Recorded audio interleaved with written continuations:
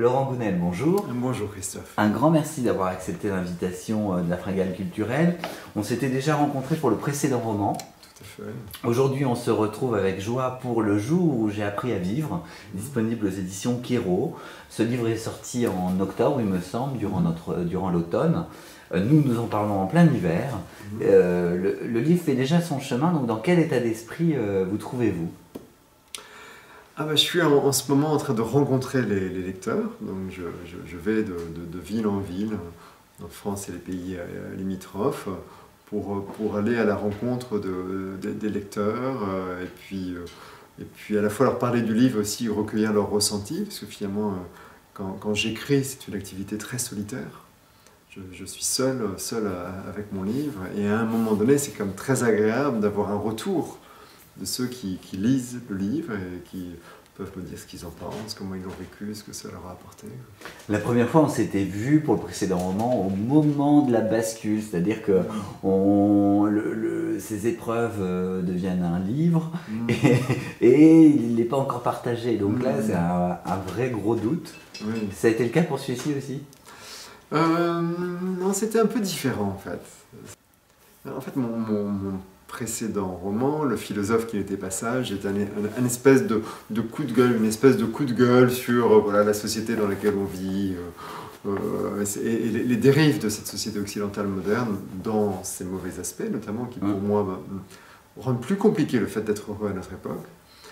Celui-ci est très différent parce que les messages, j'ai envie de dire, sont tous dans le positif. Donc évidemment, je savais que la réception du public serait aussi positive. C'est ce qui est normal, quelque part, c'est différent. Dans Le jour où j'ai appris à vivre, est-ce que tu voulais faire du bien aux autres ? Mais pour ça, il faut commencer à se faire du bien à soi. Oui. Moi j'ai coutume de dire d'ailleurs que dans un parcours de développement personnel, il est utile de travailler d'abord sur soi pour résoudre ses problèmes, ses difficultés, jusqu'à être bien dans ses baskets, bien dans sa peau, sans passer non plus 15 ans à se regarder le nombril, parce qu'après on se déconnecte aussi des autres et du monde. Je pense qu'il faut arriver à un certain niveau de bien-être et d'équilibre, et après tout naturellement, en fait, notre attention se tourne vers les autres. Et c'est vraiment quand on a appris à s'aimer soi-même qu'on peut aimer sincèrement les autres et même aider les autres, parce qu'à ce moment-là, l'aide des autres ne va pas de pair avec un oubli de soi, ce qui pourrait être le cas. Le déclic qui a eu lieu pour la création de la genèse de ce roman, ça a été quoi ? Le déclic, eh bien en fait ça a commencé il y a 3 ans, donc à peu près 1 an avant que je n'en commence l'écriture.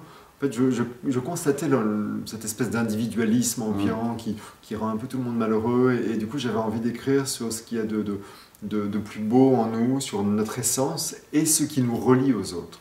Et j'avais envie de démontrer à travers une histoire que nous sommes tous reliés. Et cette histoire, par contre, tu l'as créée de toutes pièces, c'est ton imagination ? Mais ça, oui, ça toujours.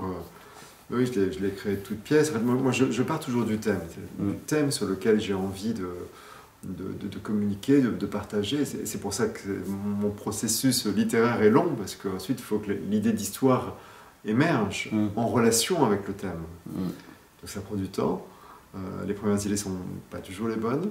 Donc je peux travailler plusieurs mois dans une direction avant d'abandonner et repartir de zéro.